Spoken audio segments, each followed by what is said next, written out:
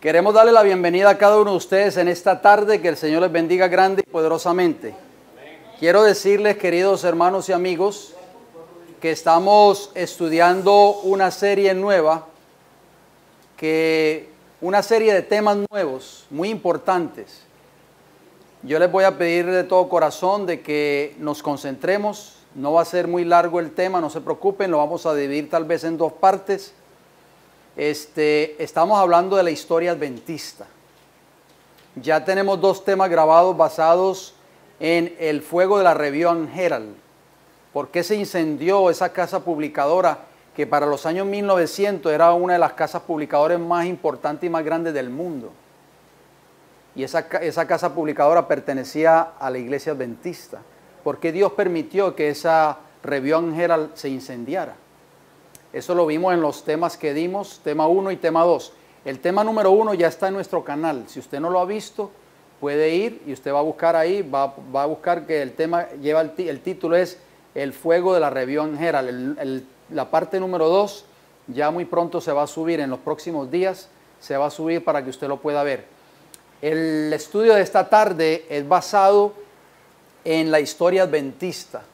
Muchos de nosotros, no se sorprenda, hay muchos adventistas hoy que llevan años dentro de la iglesia y desconocen el trasfondo adventista. O sea, desconocen quiénes fueron nuestros pioneros adventistas, cómo comenzó el movimiento adventista, cómo se fundó la iglesia adventista, quién fue Elena G. White, quién fue Jaime White. En fin, todos los pioneros. Y usted les pregunta, muchos de los adventistas hoy desconocen todo esto. Nosotros, como adventistas del séptimo día, debemos de conocer nuestras raíces. ¿Por qué ustedes y yo somos adventistas del séptimo día? ¿Por qué?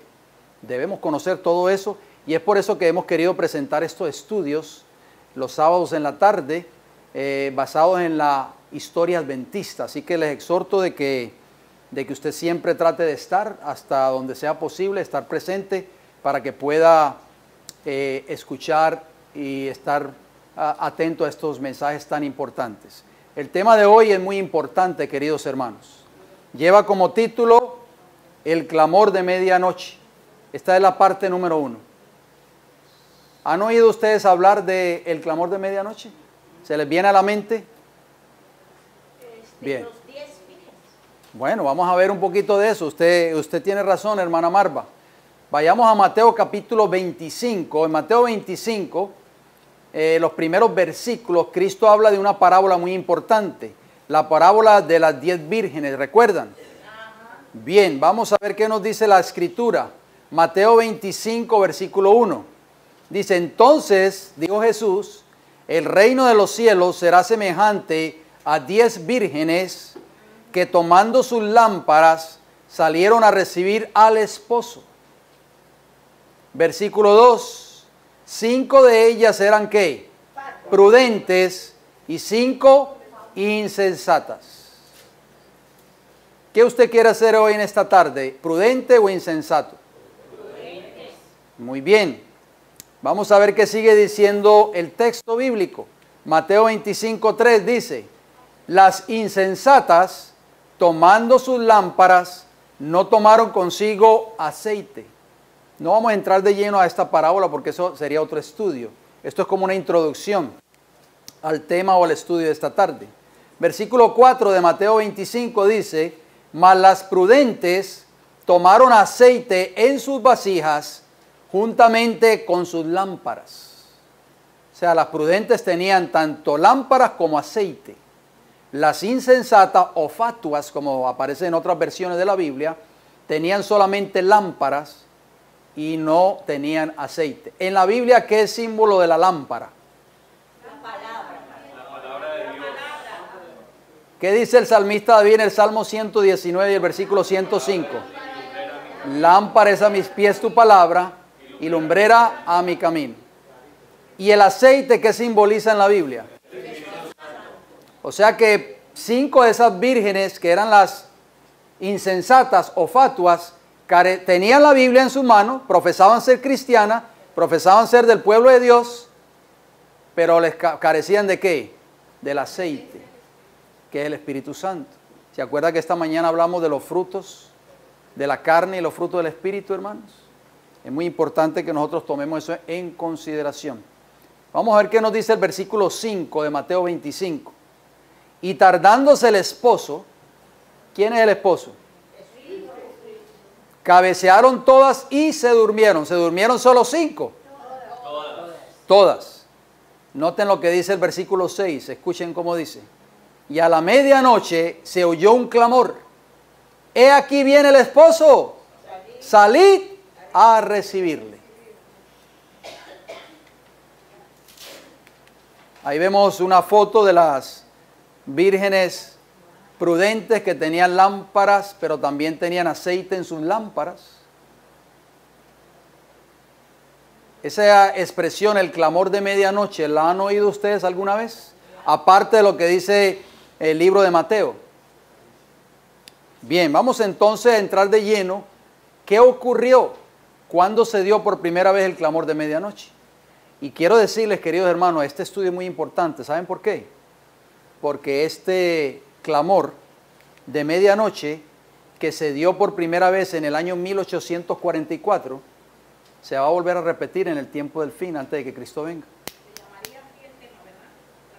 El clamor de medianoche de 1844. Por eso nosotros tenemos que entender. Ese no es el equivalente a lo que la profecía dice, que va a haber un gran Despertar religioso, más o menos. Eso va a tener un doble cumplimiento en el tiempo del fin. Por eso tenemos que leer todos los detalles, lo que pasó en 1844 y lo que va a volver a pasar antes de que Cristo venga por segunda vez. Recuerden que la hermana White habla mucho de eso y lo vamos a ir estudiando. Bien, vamos a ver qué dice ella. Empecemos a leer, vamos a leer muchas citas del Espíritu de Profecía.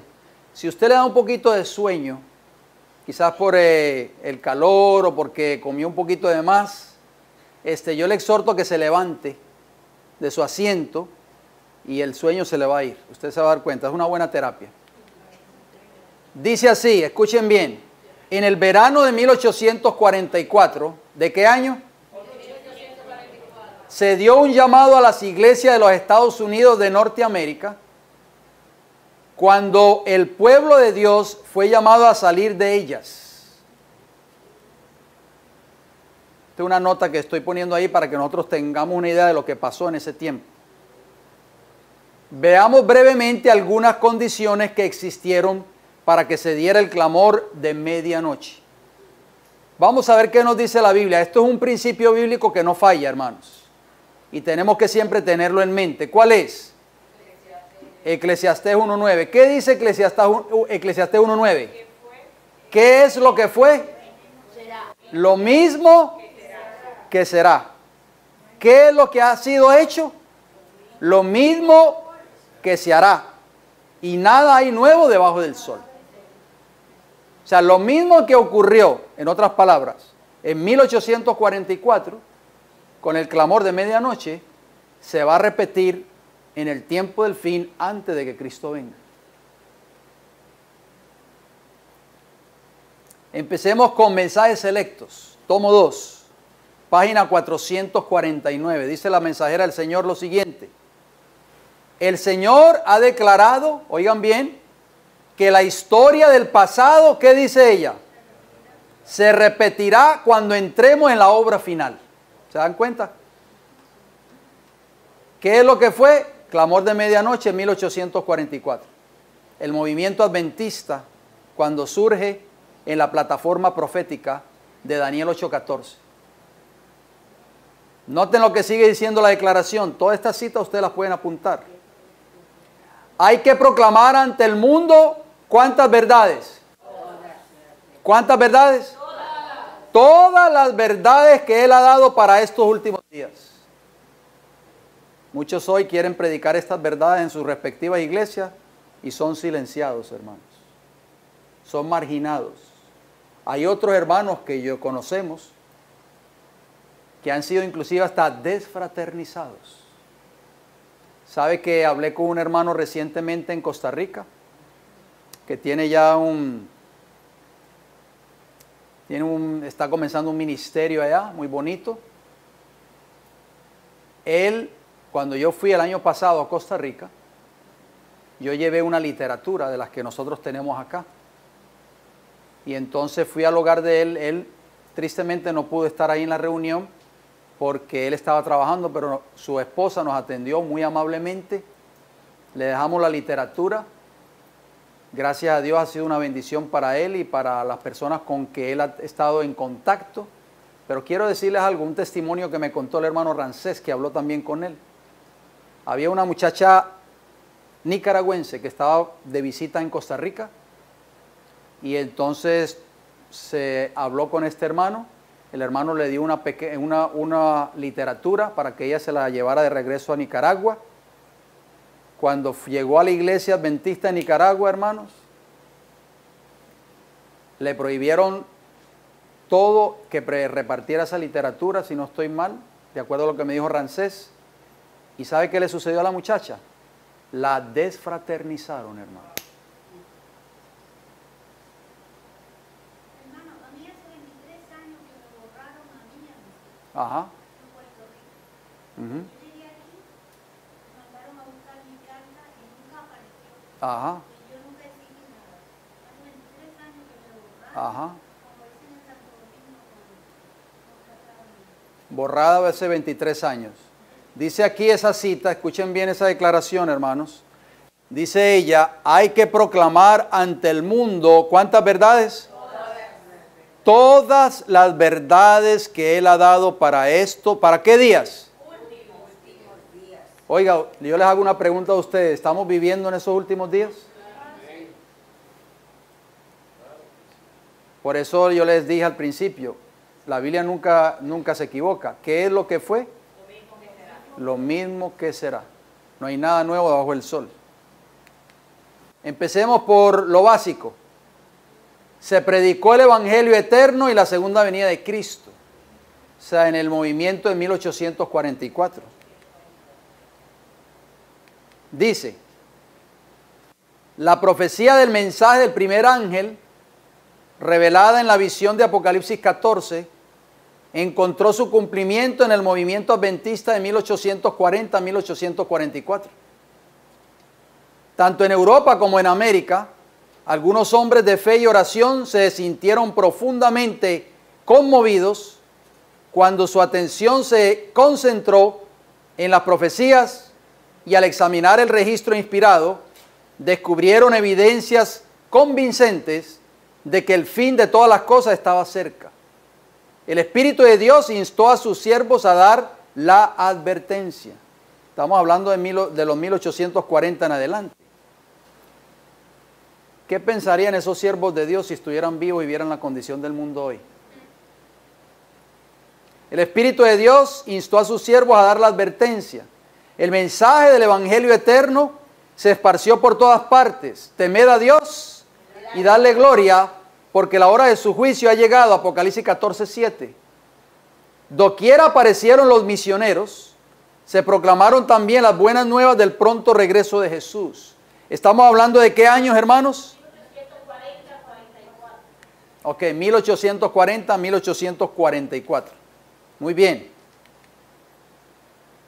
En diferentes lugares se encontraron grupos aislados de cristianos que, únicamente por medio del estudio de las Escrituras, creyeron que el advenimiento del Salvador estaba próximo. En algunos lugares de Europa, cuyas leyes eran tan opresivas que prohibían la predicación de la doctrina adventista, y eso muy pronto se va a prohibir aquí en este país, cuando se una la iglesia con el Estado, los niños fueron impulsados a declararla. Por eso los niños que están aquí pequeños deben conocer este mensaje, porque ellos van a ser los instrumentos de Dios en el tiempo del fin. Por eso los padres tienen una responsabilidad muy grande con sus hijos, sobre todo los padres que tienen niños pequeños.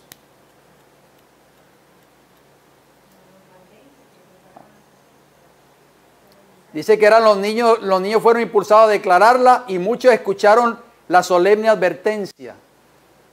Pero noten cómo termina la cita. A Guillermo Miller, ¿a quién? A William Miller y sus colaboradores les fue confiada la predicación del mensaje, ¿dónde?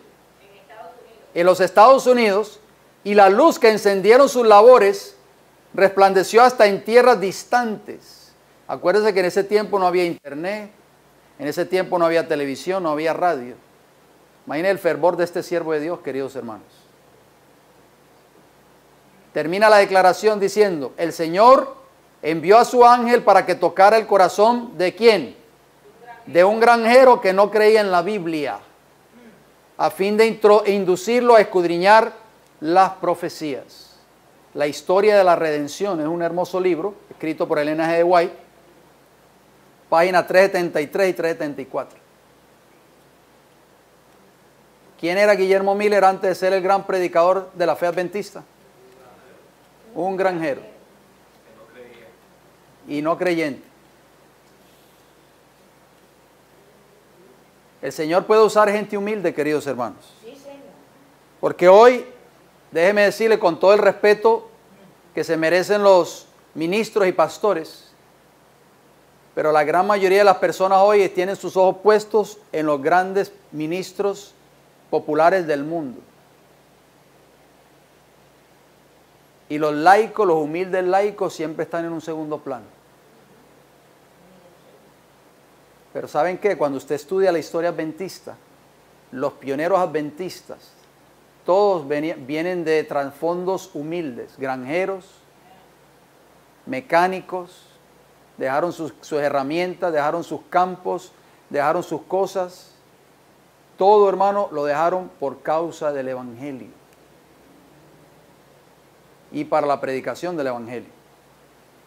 Sigamos adelante. Existía la ¿qué? La mundanalidad, la apostasía y la muerte espiritual en las iglesias. Acuerde que todo esto se va a cumplir, se va a repetir. ¿Creen ustedes que eso está existe hoy en las iglesias? La mundanalidad, la apostasía y la muerte espiritual. Sigue diciendo, escuchen.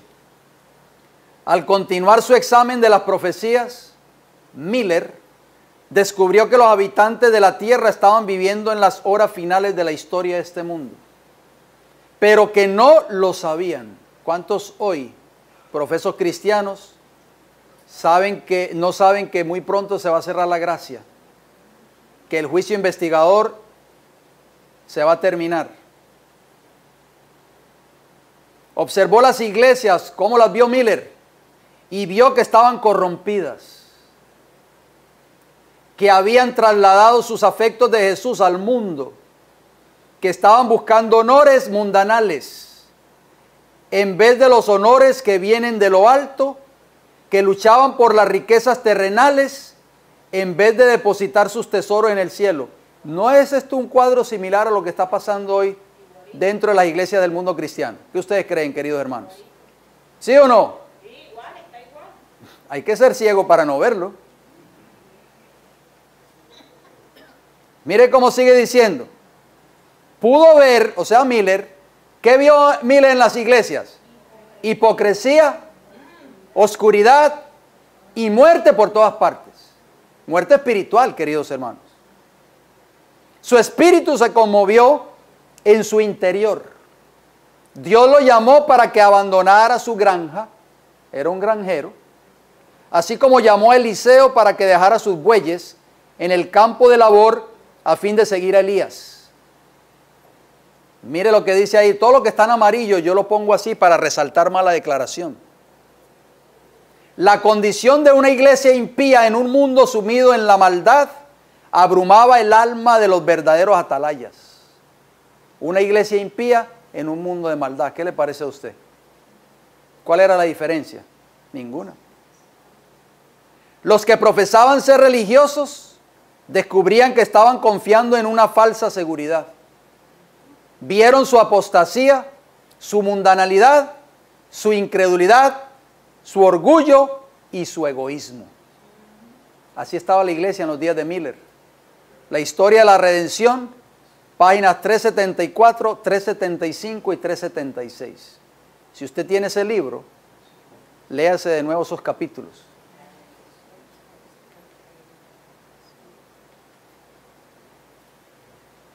El mensaje del primer ángel en el capítulo 14 del Apocalipsis, que anuncia la hora del juicio de Dios y que exhorta a los hombres a que le teman y le adoren, tenía por objeto, ¿cuál era? Separar de las influencias corruptoras del mundo al pueblo que profesaba ser de Dios y despertarlo para que viera su verdadero estado de mundanalidad y apostasía. Por eso es que hay tanta mundanalidad y apostasía dentro de las iglesias del mundo cristiano hoy, porque no conocen el mensaje del primer ángel. El mensaje del primer ángel se dio en ese tiempo, en 1844, pero va a tener un doble cumplimiento en el tiempo del fin. Por eso es que vemos tanta mundanalidad dentro del pueblo profeso de Dios, queridos hermanos. Ahora ustedes están viendo la razón. ¿Por qué? Porque este mensaje no se da ya dentro de las iglesias del pueblo profeso de Dios. Termina la declaración. Con este mensaje Dios había enviado a la iglesia un aviso que, de ser aceptado, habría curado los males que la tenían apartada de Él. Si los cristianos hubiesen recibido el mensaje del cielo, ¿de dónde venía ese mensaje? Humillándose ante el Señor y tratando sinceramente de prepararse para compadecer ante su presencia, el Espíritu y el poder de Dios se habrían manifestado entre ellos. La iglesia habría vuelto a alcanzar aquel bendito estado de unidad, fe y amor que existía en tiempos apostólicos. El conflicto de los siglos, página 429. Queridos hermanos, este mensaje también no solo fue para ellos, para nosotros también. Si no hay un verdadero arrepentimiento en nosotros, si nosotros no nos apartamos del mundo y de las cosas de este mundo, entonces el Espíritu y el poder de Dios no se va a poder manifestar nunca en su iglesia. ¿Cuántos ministros predicaron ese mensaje? ¿Cuántos? ¿Cuántos ministros van a predicar este mensaje en el tiempo del fin? Por eso es que la gente está detrás de estos ministros que predican estos mensajes. ¿Viste el último tema del pastor fulano de tal que salió en el internet? ¿Viste el último tema que salió del pastor fulano de tal que salió en YouTube? Porque solamente pocos ministros están predicando hoy este mensaje, así como sucedió en 1844. Pocos ministros predicaron este mensaje. ¿Qué dice la sierva del Señor? Hubo pocos ministros. ¿Cuántos? Pocos. Sin embargo, que aceptaron este mensaje, por eso mismo fue confiado mayormente ¿a quién? ¿A quién? A humildes laicos. Esto es maravilloso, ¿saben por qué? Porque Dios está esperando por ti y por mí hoy. Dios quiere darte este mensaje a ti y a mí para predicarlo al mundo. Porque van a haber muy pocos ministros que estén dispuestos a predicar este mensaje del tiempo del fin, que es el mensaje de los tres ángeles. Mire lo que dice la mensajera del Señor. Hoy se habla mucho de credenciales. ¿Y usted tiene credenciales? A mí me han preguntado muchas veces. ¿Usted tiene credenciales? Dice, sí, yo tengo mis credenciales de ministro ordenado, pero yo no sé si usted quiere ver las que usted quiere ver. ¿Sabe que yo tengo un hermano que nunca ha sido adventista, que vive en New Jersey? Mire lo que sucedió esta semana que hablé con él por teléfono. Se llama Darío. Él siempre me pregunta, él me dice JJ, porque mi nombre es John Jairo, igual que mi hijo. Entonces cada vez que habla conmigo me dice JJ. Y dice, yo estoy yendo a esta iglesia adventista, que bueno, me alegra mucho. Y entonces yo hablé con el muchacho encargado, se llama Pedro de la Rosa. Hablé con Pedro y yo le digo, Pedro, mi hermano va a venir un día aquí, ¿por qué no lo pones a predicar aquí en la iglesia? Entonces yo le digo a Darío, no te preocupes, no insistas, deje que el Señor, deje las cosas como son. No, pero ¿por qué? Él me pregunta, él no desconoce muchas de estas cosas. Y él no se preocupe, yo sé que él va a decir que no. Entonces esta semana volvió y le preguntó y Pedro le dice, dile a tu hermano que traiga sus credenciales. Entonces yo voy a coger las credenciales y las voy a mandar para la conferencia de New Jersey. Y si ellos me dan el ok, pues entonces tu hermano puede predicar aquí en la iglesia. Pero mire, escuchen bien, hermanos. Por eso nosotros como adventistas tenemos que entender este mensaje. Si usted y yo no lo entendemos, dice, ¿a quiénes Dios usó? ¿A humildes qué? Laicos. Dice, los granjeros. ¿Quiénes, hermanos? Los que cultivan la tierra, los que siembran. Los granjeros dejaron sus campos, los mecánicos sus herramientas, los comerciantes sus mercaderías, los profesionales sus tareas. Y a pesar de ello, la cantidad de obreros era pequeña en comparación con la obra que se debía realizar. La historia de la redención, página 375. Díganme, por favor, ¿quiénes fueron los que dieron este mensaje del clamor de medianoche en 1844?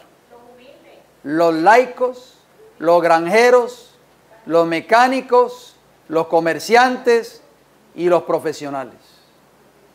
Dejaron todo, queridos hermanos, por predicar este mensaje del fuerte clamor o el clamor de medianoche. ¿Y Dios lo usó o no? Pero hoy no, muéstrame tus credenciales. ¿Quién te dio autoridad? ¿Se acuerdan cuando le preguntaron a Jesús? Los escribas y los fariseos. ¿Quién te dio autoridad para hacer estas cosas?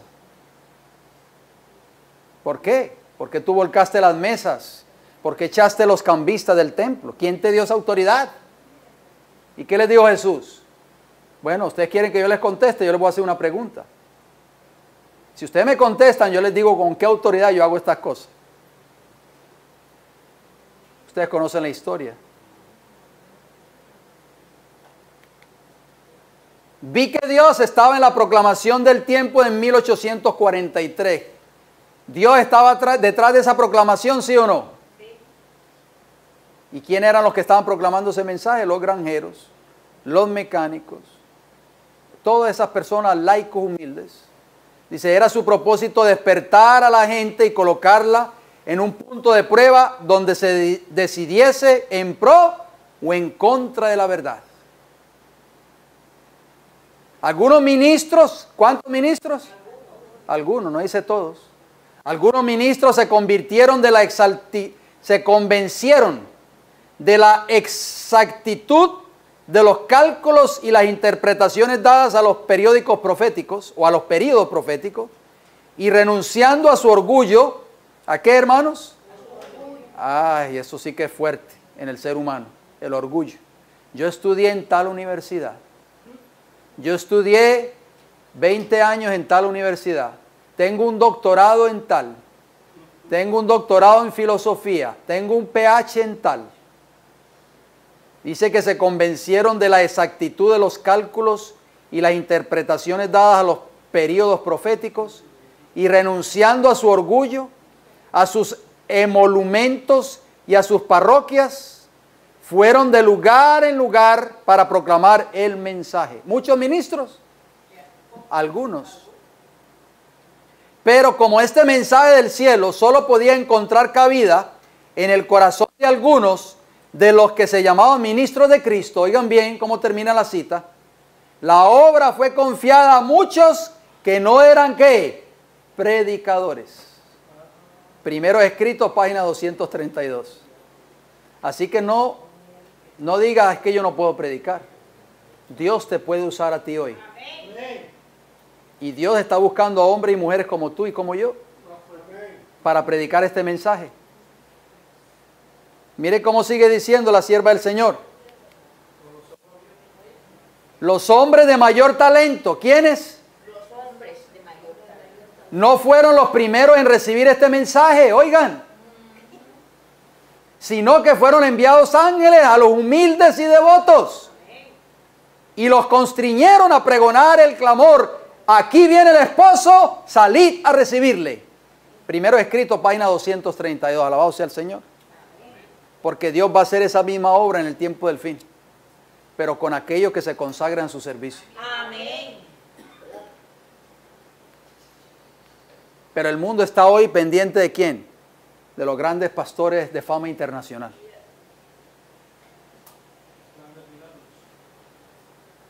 Cuando el laico, cuando el humilde miembro de iglesia hombre o mujer, se consagre completamente a Dios en este tiempo del fin, el Señor dice que va a enviar ángeles a los humildes y devotos y los va a constriñir el Señor a predicar, he aquí viene el esposo, salir a recibirle. En ese entonces las iglesias no estaban ¿qué? Esperando a Cristo. ¿Estará ocurriendo lo mismo hoy? ¿Cuándo fue la última vez que usted oyó un mensaje de la venida de Cristo? ¿Cuándo fue la última vez que usted oyó un mensaje de preparación? Noten lo que dice. La proclamación de un momento definido para la venida de Cristo despertó la gran oposición de mucha gente de todas las clases, desde el ministro en el púlpito hasta el más osado pecador. Ellos decían, no, el día y la hora nadie lo sabe. Nadie sabe ni el día ni la hora. Decían a la vez el hipócrita ministro y el burlador más atrevido. Cerraron sus oídos. ¿Qué hicieron, hermano? Cerraron sus oídos a las claras y armoniosas explicaciones del texto que daban los que se referían al fin de los periodos proféticos y a las señales que Cristo mismo había anunciado como pruebas de su advenimiento. No, no queremos saber de eso. Muchos de los que profesaban amar al Salvador, ¿qué declararon? Declararon que no se oponían a la predicación de su venida. Solo objetaban la fijación de un momento definido, pero eso era una excusa para no aceptar el mensaje. El ojo de Dios, que todo lo ve, leía lo que había en los corazones. No querían escuchar que Cristo vendría para juzgar al mundo con justicia. Ellos no querían escuchar ese mensaje. ¿Saben que eso está sucediendo muy a menudo en las iglesias? Cuando usted predica un mensaje de que el Cristo viene a juzgar a este mundo con justicia, o cuando habla usted del juicio investigador, el pastor le viene y lo llama a usted aparte y dice, no predique más esos temas aquí, porque eso asusta a la gente. Y las visitas se asustan con esos mensajes. Entonces lo silencian a usted automáticamente. Dice ahí, no querían escuchar que Cristo vendría para juzgar al mundo con justicia. Habían sido siervos ¿qué? Infieles. Sus obras no podrían resistir la inspección del Dios que escudriña los corazones. Y temían encontrarse con su Señor. ¿Sabe por qué no querían que ese mensaje se predicase? Los ministros en ese entonces. Porque no estaban preparados para que Cristo viniera. Porque había pecado en ellos. Exactamente. Pecados escondidos. Exactamente, hermana. Usted lo ha dicho. Por eso prohibían que ese mensaje se predicase. ¿Estará sucediendo eso hoy? Que ese es el punto, que el mundo quiere retrasar la venida de Cristo. Exactamente. Hoy se habla mucho dentro del pueblo de Dios de la libertad religiosa. Es que hay muchos cristianos que no quieren que Jesús venga. Es correcto. Pero no quieren que Jesús venga. Se habla mucho, exacto, hermana. Se habla mucho de la libertad religiosa. Y es bueno la libertad religiosa. Yo no digo que es mala. Pero ¿saben qué hace ese, hermano? Ese mensaje que se da de que hay que orar y damos gracias a Dios por la libertad religiosa. Esos ministros que promueven eso le están diciendo en otras palabras a Dios, mira, no cumplan lo que está escrito en Apocalipsis 13. No queremos que eso se cumpla todavía. Dice aquí la última parte de esa cita, ¿qué dice? Satán y sus ángeles se regocijaron y vituperaron ¿a quién? A Cristo y a sus santos ángeles. ¿Por qué? Porque su pueblo profeso lo amaba tan poco que no deseaba que regresara. La historia de la redención, páginas 377 y 378. ¿Qué estaba pasando con el pueblo profeso de Dios? No quería que Cristo viniera.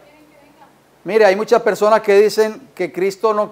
Dice, si Cristo no viene, mi hijo no se va a graduar nunca en la universidad. Y yo quiero que mi hijo sea médico. Una muchacha adventista, ella dice, Ajá.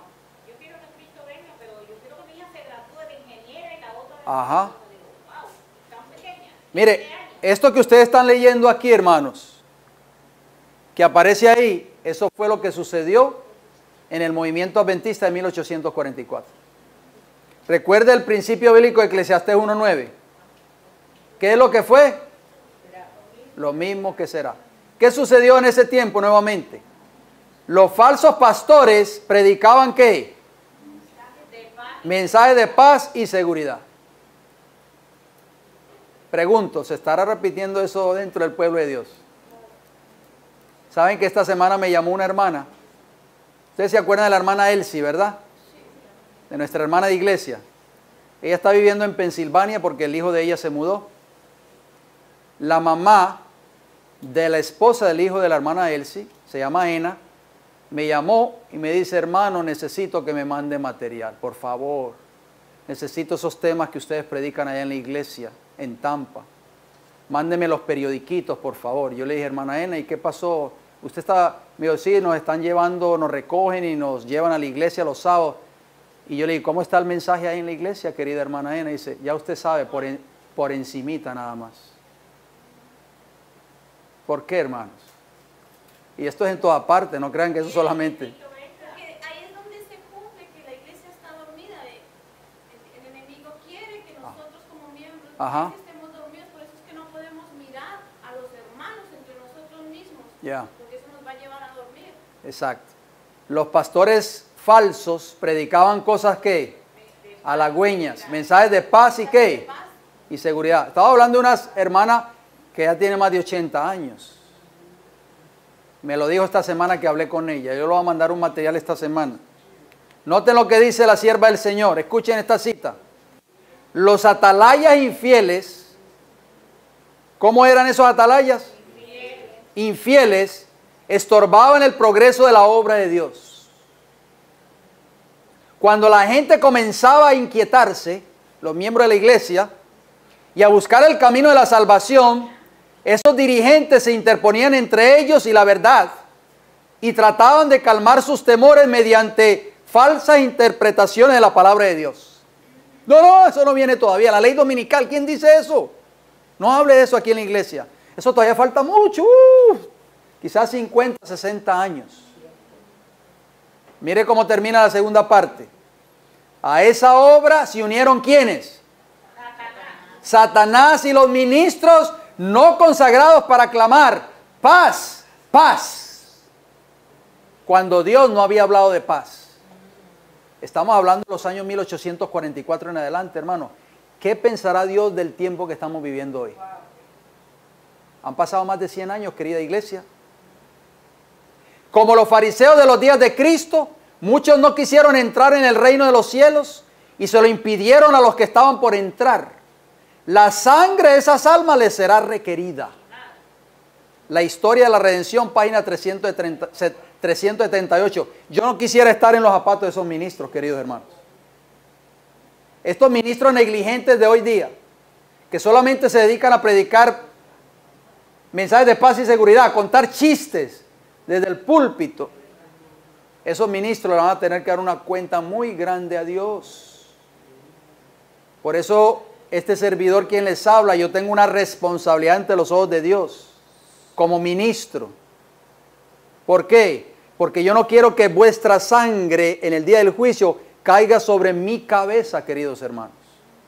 A veces la gente se enoja en las iglesias, ese pastor predica muy fuerte, siempre está tirándole a uno. No, hermano, no es el pastor, es el Señor que te está redarguyendo a través de los mensajes que el Señor le inspira a ese ministro a predicar. No lo tomes así. Es el último llamado. Exactamente, el último llamado de misericordia, un mensaje de exhortación, de arrepentimiento.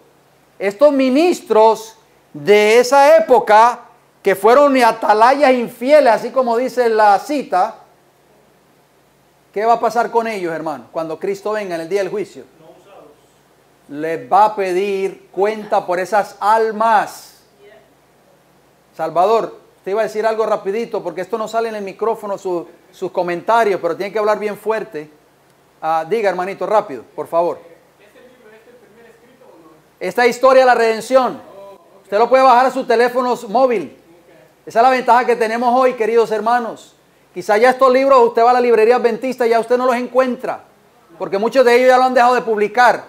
Pero aproveche ahora que tenemos la oportunidad, baje los libros, vaya a Google Store o Apple Store, si usted tiene un Apple, y entre ahí y ponga el libro de Elena G. White y los baja todos, los puede bajar todos a su celular, gratis.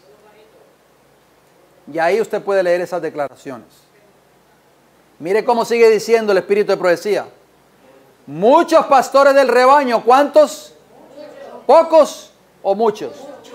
Muchos que aseguraban amar a Jesús. Decían que no se oponían a la predicación de la venida de Cristo, sino al hecho de que se fijara una fecha para su venida. Pero dice, noten lo que dice la sierva del Señor. Pero el omnividente ojo de Dios leía sus corazones. No deseaban que Jesús estuviese cerca. Comprendían que su profana conducta no podría resistir la prueba. ¿Cuál era la conducta de los ministros? Profana. Porque no andaban por el humilde sendero que trazara Cristo. Aquellos falsos pastores se interpusieron en el camino de la obra de Dios. Esos pastores hoy que se levantan en contra de los laicos que quieren predicar este mensaje en sus iglesias, son falsos pastores, hermanos. Son pastores asalariados. Dios le va a pedir cuenta a esos ministros.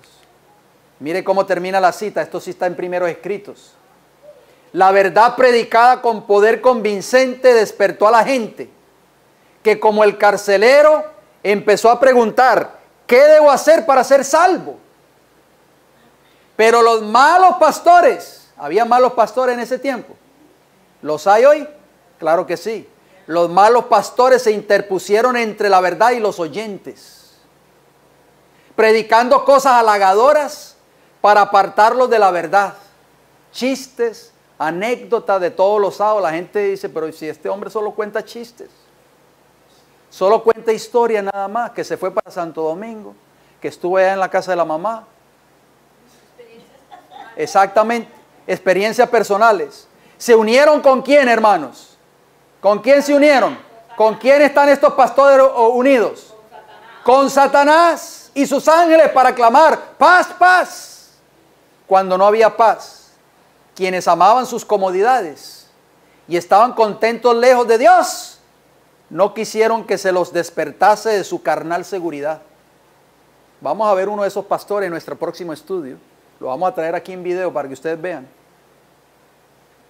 Vi que los ángeles lo anotaban todo. Las vestiduras de aquellos profanos pastores estaban teñidas con la sangre de las almas. Primero escritos 2:33 y 2:34. Eso es serio, hermanos. Por eso yo les decía hoy en la mañana, en la clase que tuvimos, ¿ustedes creen que todos estos pastores que nosotros vemos por allí son ungidos del Señor? No, hermanos. Son pastores apóstatas que nunca han sido ungidos por Dios. Dice la sierva del Señor que están unidos es con Satanás. Suena fuerte esto, ¿verdad? No estamos hablando de ningún pastor o ministro en particular, pero sí un llamado de amonestación del Señor para esos ministros falsos que se están interponiendo entre la verdad para este tiempo del fin que Dios tiene para su iglesia remanente y para el mundo, y están silenciando a aquellos que están levantándose en sus iglesias para tratar de predicar esta verdad. ¿De qué manera lo están haciendo? Lo están marginando, le están quitando los cargos y muchos están siendo desfraternizados. El pastor van de los ancianos y le dice, el hermanito fulano de tal que predicó ahí un poquito fuerte y leyó unos cuantos libros rojos, no me le den más parte en la escuela sabática. No digan nada. Van de la directora de escuela sabática y le diga, el hermanito fulano de tal que habló ahí, ya no le den más parte, por favor. Van del primer anciano, le dice, ese muchacho que predicó ahí, que habló un poquito fuerte y habló del fuerte clamor y del mensaje del primer ángel, no más. Déjelo por ahí tranquilito, no le den más parte. Lo silencian completamente. Y los hermanos, como creen el mensaje de que la iglesia es el arca de salvación, están ahí y se quedan ahí sentados para el resto de su vida, cogiendo telarañas en los asientos, porque no pueden ya predicar, porque han sido marginados completamente. El mensaje de arrepentimiento provocó un gran despertar religioso. ¿Oyeron eso? Y eso es lo que va a provocar el mensaje de arrepentimiento en el tiempo del fin, que es el clamor de medianoche. Aunque sufrió la oposición de Satanás, oigan bien, o sea, el mensaje, la obra avanzó decididamente y muchos miles aceptaron la verdad del advenimiento. ¿Cuántos? ¿Poquitos? Muchos miles. Por todas partes, queridos hermanos, se oyó el penetrante testimonio que advertía a los pecadores, tanto mundanos como miembros de iglesia, para que huyeran de la ira venidera. Oiga, si esos hombres estuvieran hoy vivos y vieran la condición de este mundo, ¿qué ustedes creen que predicarían? ¿Mensajes de paz y seguridad? No, hermanos. Como Juan el Bautista, el precursor de Cristo, los predicadores hincaron el hacha en la raíz del árbol e instaron a todos a dar frutos dignos ¿de qué? De arrepentimiento. Sus conmovedores llamados contrastaban señaladamente con las afirmaciones de paz y seguridad que se escuchaban desde los púlpitos populares. ¿Qué se escuchaban detrás de los púlpitos populares? De las iglesias populares. Paz y seguridad. Y doquiera se daba el mensaje, conmovía a la gente. El sencillo y directo testimonio de las Escrituras, introducido en el alma por el poder del Espíritu Santo, resultaba tan convincente que pocos eran capaces de resistirlo totalmente. Los que profesaban ser religiosos descubrían que estaban confiando en una falsa seguridad. Vieron su apostasía, su mundanalidad, su incredulidad, su orgullo y su egoísmo. Les hago una pregunta a ustedes. ¿Cómo va a ver la gente su apostasía, su mundanalidad, su incredulidad, su orgullo y su egoísmo si los pastores están prohibiendo que se predique este mensaje de arrepentimiento para el tiempo del fin? Entonces, ¿cómo se va a preparar la iglesia? Dígame, por favor, si ese mensaje se prohíbe o está vetado dentro de todas las iglesias del pueblo profeso de Dios. ¿Dios será que se va a llevar a todos esos cristianos mundanos para el cielo cuando Él venga? No, hermanos. Tristemente se van a perder. Esto es serio, querida iglesia. Ajá. Ajá. Ajá.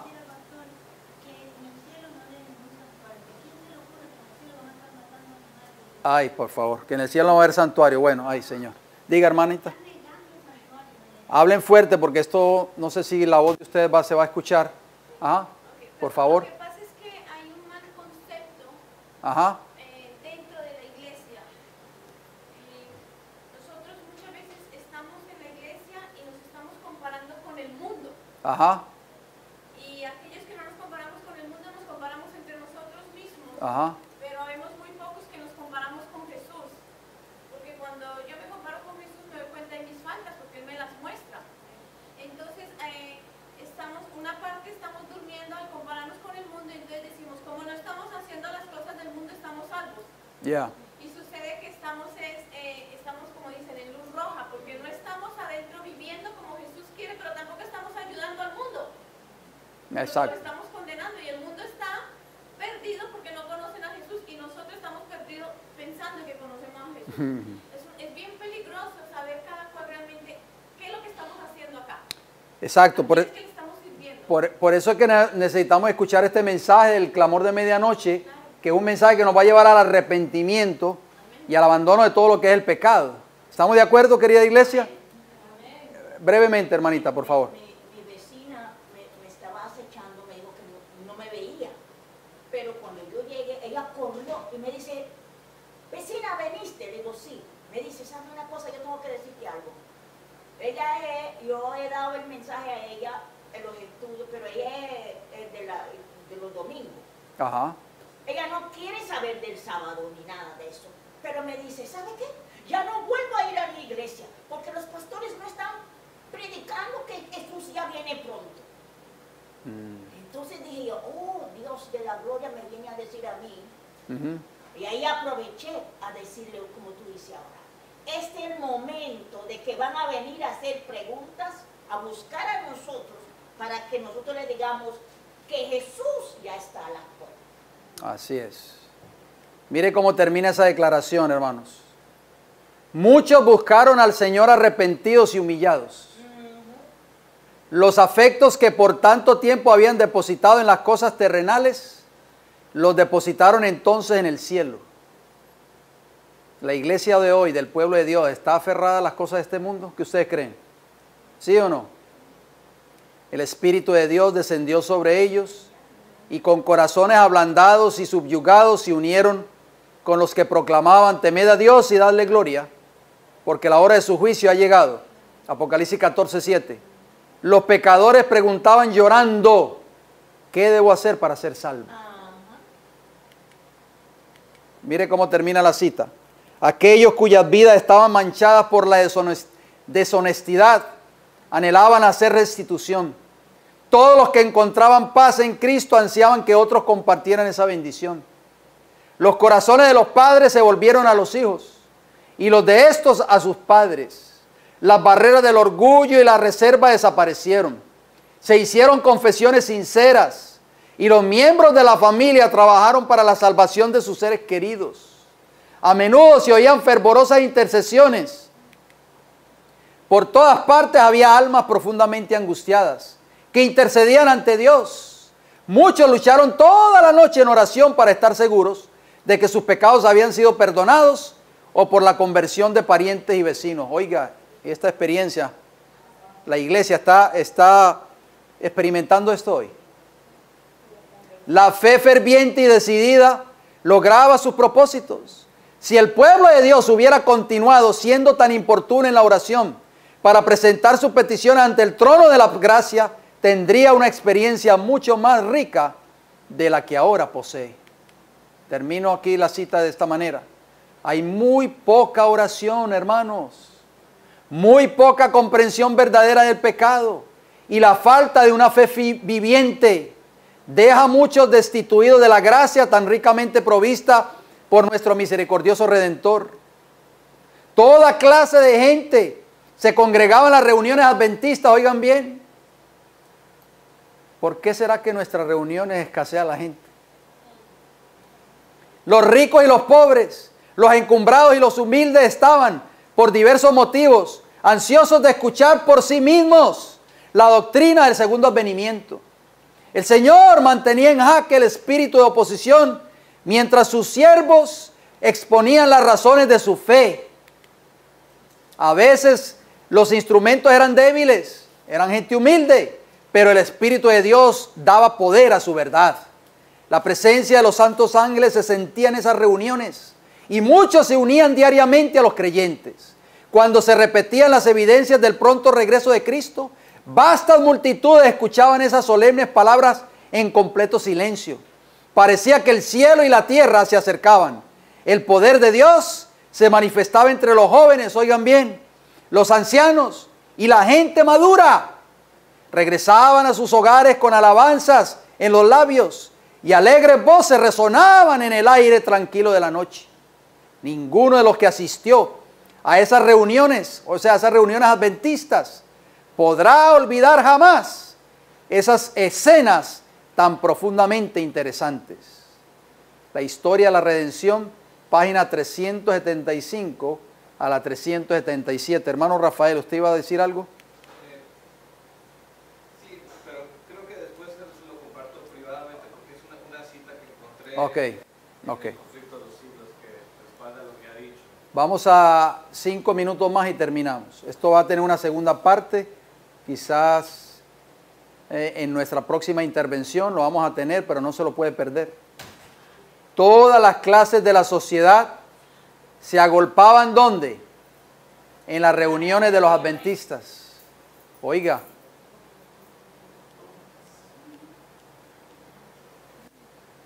Aquí hay que pelear para que venga la persona. Pero dice que todas las clases de la sociedad en ese entonces se agolpaban en las reuniones de los adventistas. Ricos y pobres, grandes y pequeños, ansiaban por varias razones oír ellos mismos la doctrina del segundo advenimiento. ¿Por qué será que esa doctrina no se predica hoy dentro del pueblo de Dios? A medida que nos acercamos más a la segunda venida de Cristo, menos se predica de ello.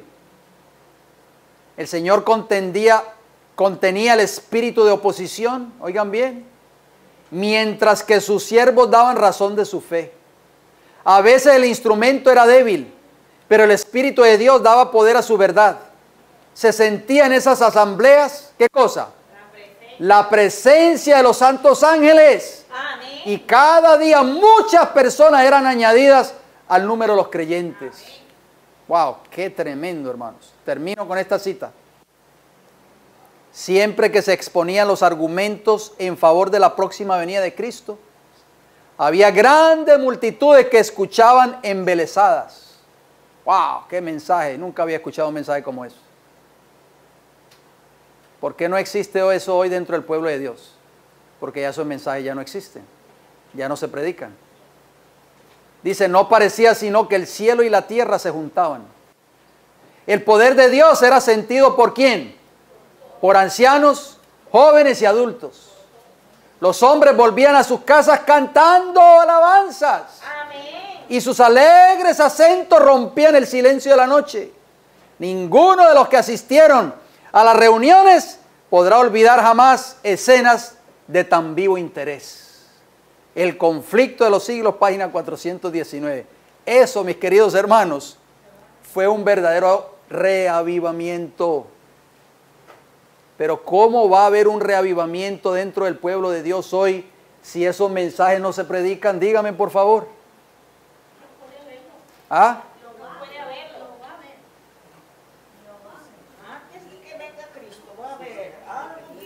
Vamos a retomar en nuestro próximo estudio. Yo sé que ustedes tienen algunos comentarios. Vamos a hacerlo después de que oremos y que hayamos parado la grabación para que así mantengan sus comentarios en sus mentes. Siéntanse libres de hacerlo. Aquí venimos todos a aprender. Amén. Pero vamos a retomar en nuestro próximo estudio. El mensaje desató ¿qué cosa? Oposición y ¿qué más? Persecución, hermanos. Todo lo que ustedes y este servidor hemos visto en esta tarde se está cumpliendo al pie de la letra en este tiempo que nos ha tocado vivir. Mantenga su pensamiento ahí, hermano Moisés, no se preocupe, vamos a orar primeramente, porque ya el tiempo se me fue. Y yo prometí que no iba a abusar del tiempo. Vamos a ir de rodillas, queridos hermanos. Tenemos que prepararnos porque Cristo está a las puertas. Amante Dios y Padre Celestial, le damos las gracias, Señor, porque el movimiento adventista fue un movimiento dirigido por el Espíritu de Dios.